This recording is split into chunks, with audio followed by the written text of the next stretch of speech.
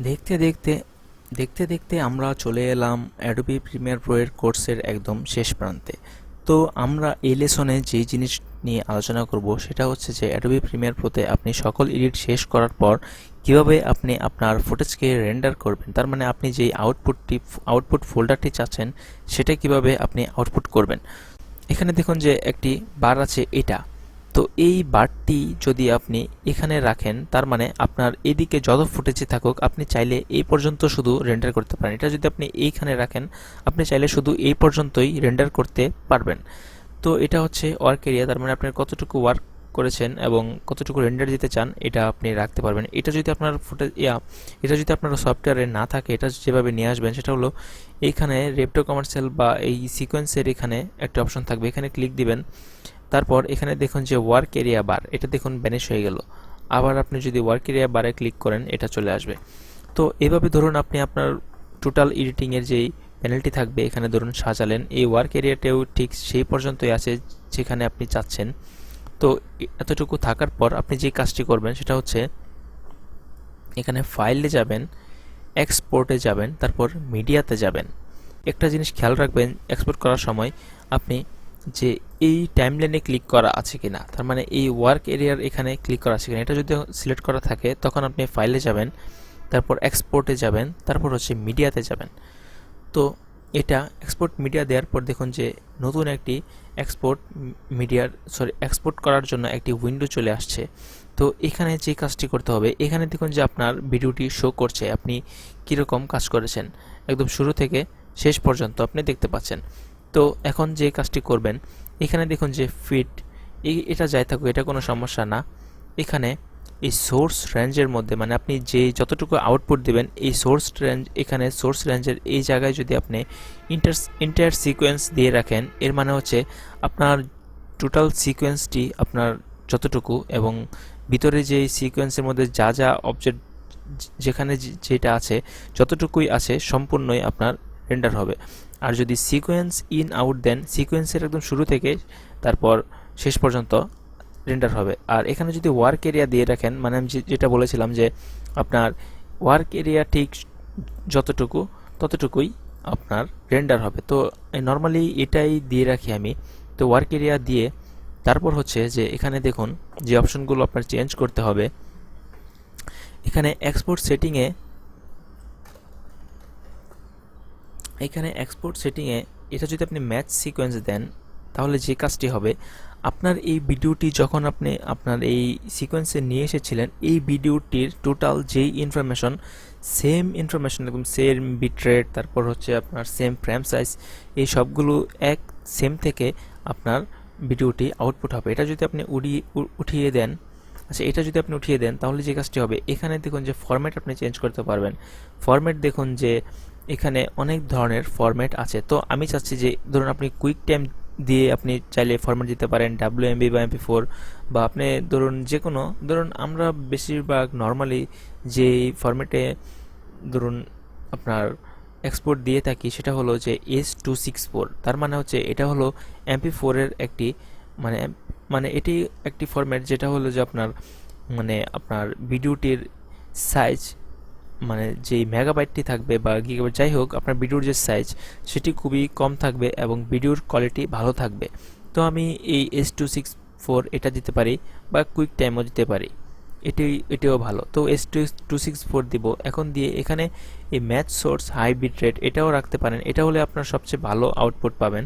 বা আপনি চাইলে এখান থেকে বিভিন্ন ধরনের যেমন ধরুন এখানে আপনি এই যে কত পিক্সেল কত ফ্রেম রেট আপনার যে অ্যান্ড্রয়েড ফোন, তারপর হচ্ছে এখানে নিচে যাবেন যে দেখুন ইউটিউবের জন্য অ্যাপেল টিভির জন্য এখানে হচ্ছে আপনার বিভিন্ন ধরনের অপশন মানে আপনার প্রিসেট যেটাকে বলে এখানে বানানোই আছে, এগুলো আপনি ইউজ করতে পারেন। দেখুন যে এখানে এইচডি তারপর আপনার 720p এগুলো আছে। তো আপনি যেই কাজটি করবেন মানে আমি যেভাবে করি সেটা হচ্ছে যে S264 থাকে, তারপর হচ্ছে ম্যাচ সোর্স এখানে হাইব্রিড এটাই থাকে এবং এটা হচ্ছে আপনার আউটপুট নেম। এখানে একটি ক্লিক করবেন, ক্লিক করার পর আপনি এই ভিডিওটি কোথায় রেন্ডার দিবেন সেই ফোল্ডারটি আপনার এখান থেকে সিলেক্ট করে দিবেন। সিলেক্ট করে দেওয়ার পর যে কাজটি করবেন এখানে নামটি লিখবেন, লিখে এটা দেখুন যে ভিডিও ফাইল হবে MP4, সেভ দিবেন। সেভ দেওয়ার পর এখানে নিচে যাবেন এক্সপোর্ট ভিডিও এবং এক্সপোর্ট অডিও দুইটি টিক দেওয়া থাকবে, কারণ হচ্ছে যে আপনি যদি এখানে যদি শুধু এক্সপোর্ট অডিও উঠিয়ে দেন, তাহলে যে কাজটি হবে, আপনার শুধু ভিডিওটি এক্সপোর্ট হবে, অডিওর সাথে এক্সপোর্ট হবে না। তো আপনি দুইটি টিক দিয়ে রাখবেন আপনার প্রয়োজনে। যদি আপনার মনে হয় যে আপনি অডিও দিবেন না, শুধু ভিডিও, তাহলে দিতে পারেন। যদি এরকম মনে হয় যে ভিডিও দিবেন না, শুধু অডিও এক্সপোর্ট দিবেন না, এটাও পারেন। তো এটা যেভাবে সেভাবে থাকুক।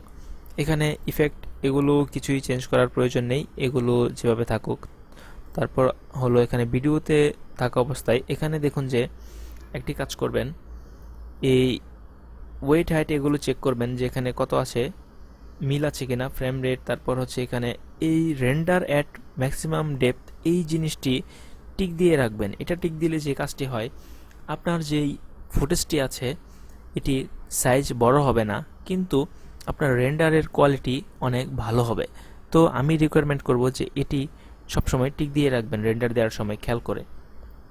আর এখানে হচ্ছে যে আপনি আপনার যে বিট রেট এনকোডিং, এটা আপনার VBR1 পাস এটাই থাকুক, এটাই আমি দিয়ে রাখি, এটা কোনো সমস্যা নেই, ডিফল্ট থাকে। তো এখানে দেখুন যে টার্গেট বিট রেট, মানে আপনার যেই অডিও ভিডিওটি, এটার বিট রেট আসলে কত।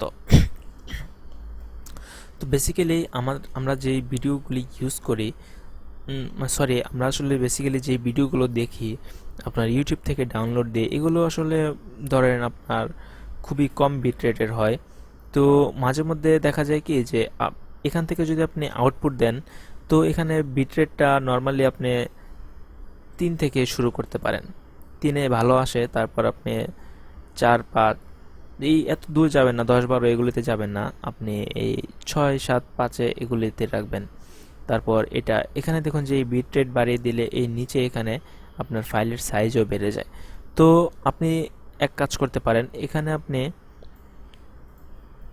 5 দিয়ে বা 7 দিয়ে আপনি আউটপুট দিতে পারেন। হ্যাঁ, হয়তো বা এখানে একটু আপনার ভিডিওর সাইজটি বেশি হবে, বেশি হোক, কিন্তু আপনি খুবই ভালো আউটপুট পাবেন।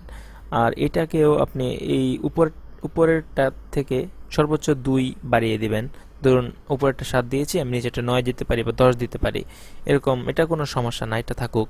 তো আপনি যে কাজটি করবেন, এইভাবে সেটিংটি সেভ করে এখানে ধরুন আপনার যদি নর্মালি আপনার ইউটিউবের জন্য ভিডিও হয় বা আপনি ফেসবুকে দিবেন, তাহলে আপনি এখানে 3-4 দিতে পারেন, এটা কোনো ব্যাপার না। আর যদি এরকম হয় যে আপনি কোনো ক্লায়েন্টের কাজ করেছেন, সে খুবই ভালো আউটপুট চায়, তাহলে এখানে 7-8 দিয়ে দেবেন। তো আপনার ভিডিওর সাইজ হয়তো বা বড় হবে, তবু আপনার ভালো রেন্ডার পাবেন, এবং পরবর্তীতে আপনি এই ভিডিওটিকে অন্য একটি কনভার্টার দিয়ে কনভার্ট করে নেবেন, তাহলেই আপনার ভিডিওর সাইজটি আবার কমে যাবে এবং আপনার ভিডিওটি ফুল এইচডি থাকবে।